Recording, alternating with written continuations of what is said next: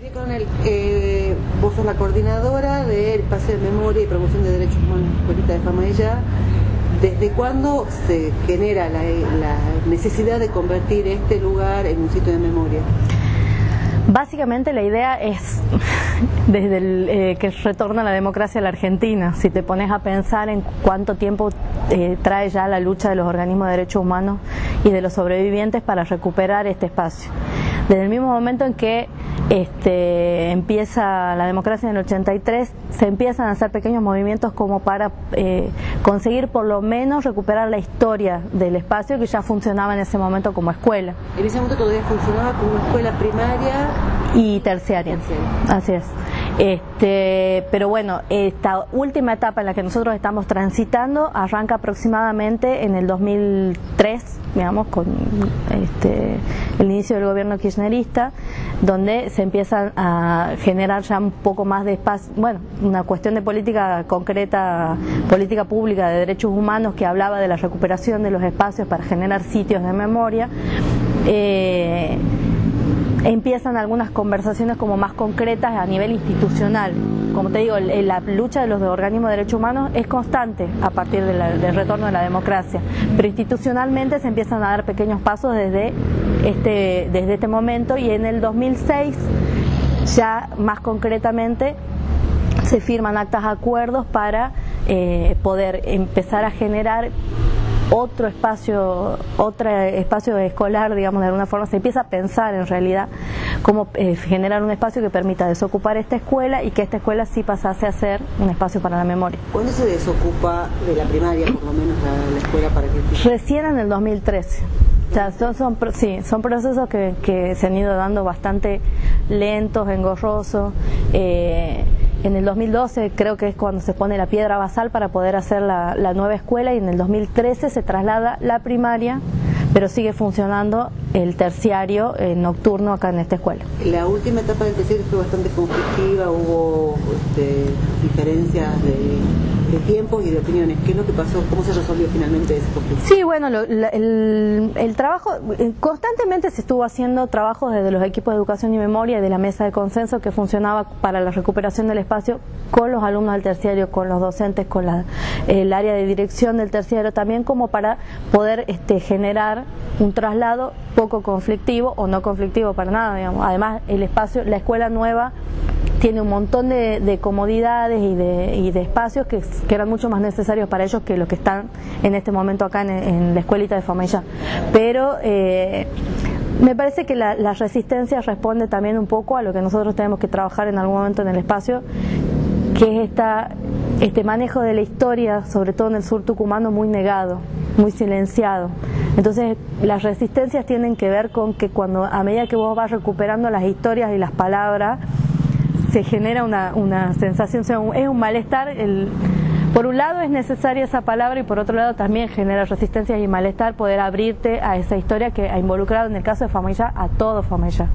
Entonces se han hecho planteos del estilo de que bueno, que pueda convivir el terciario con el espacio de memoria, lo cual no era posible, una cuestión edilicia, pero también porque además hay un proyecto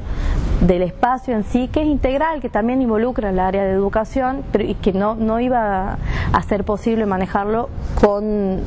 teniendo clases como estábamos teniendo en ese momento. ¿Te llevó la necesidad por qué la necesidad de convertir esto en un espacio de memoria que pueda ser,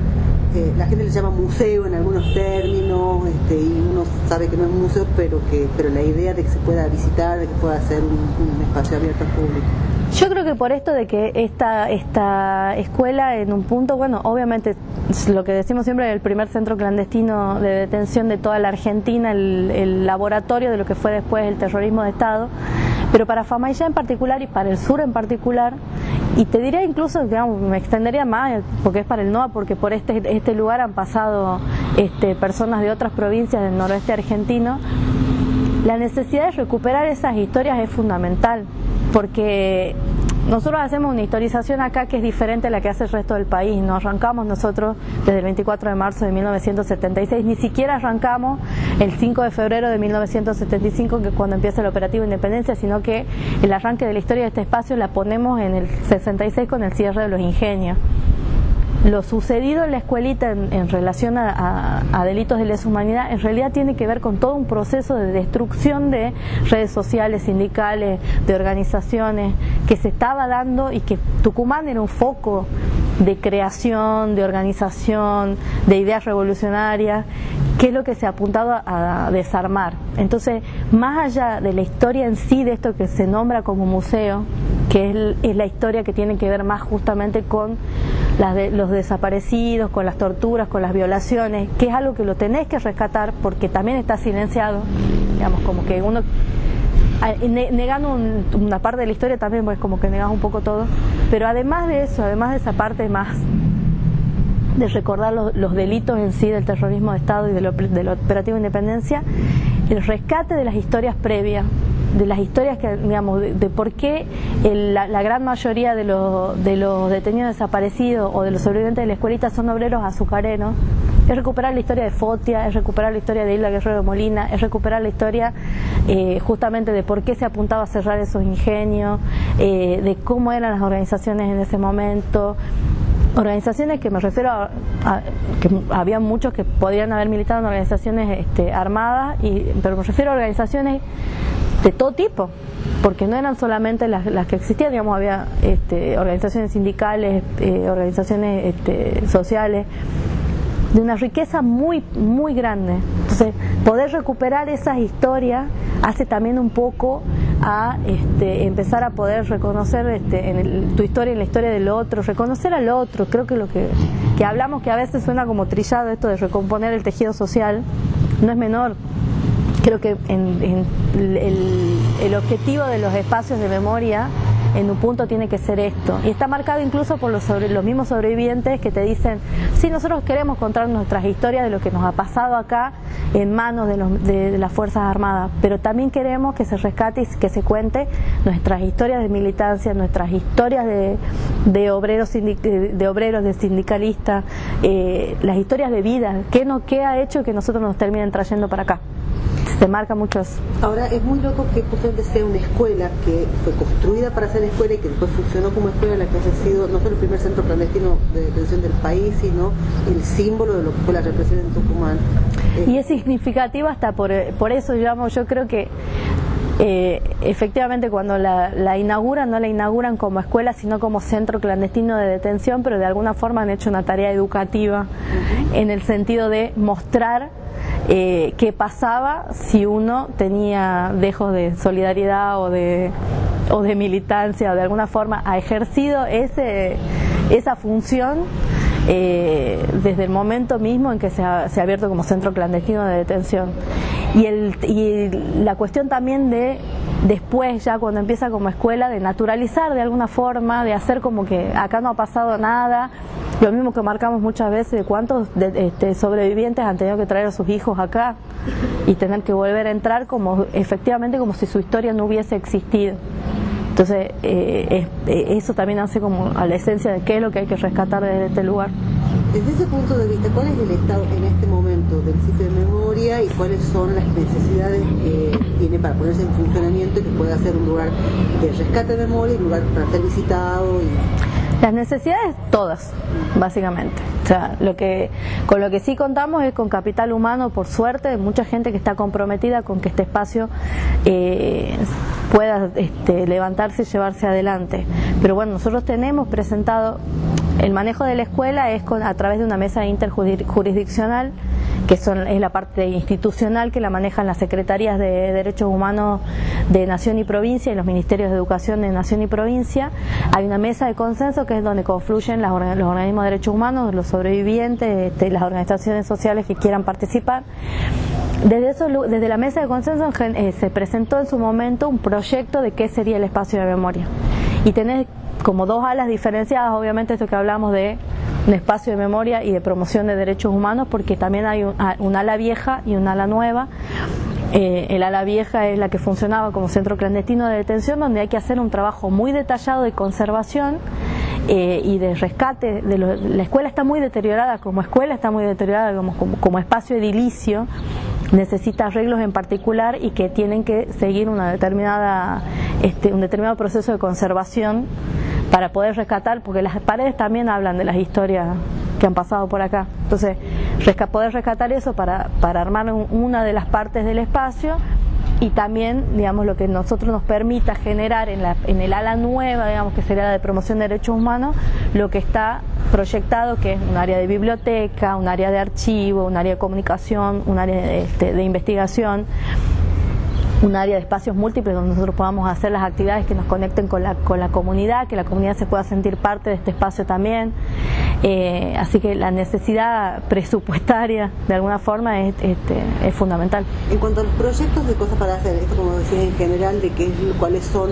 algunas de las áreas que estarían a desarrollar, ¿cómo sería el funcionamiento cuando se logre poner en marcha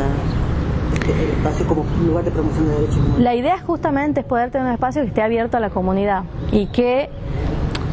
nosotros por ahí sí generar el interés en la comunidad. Eso lleva un tiempo, obviamente, por esto que venía contando de el silenciamiento de las historias. Entonces poder empezar a ver que la comunidad de Famaillá y del sur se sienta relacionada con este espacio, es empezar a buscar las historias, digamos, esto de inicial de armar los archivos orales, los archivos escritos de las historias de la gente que estaba que vivía en ese momento en Famaillá, o de las historias que han ido recuperando. Hay muchas. Vos salías en Famaillá, te pasa que vos salís al que le pregunte, alguna relación en algún momento ha tenido con esta escuela, en el sentido de delitos de lesa humanidad, ¿no?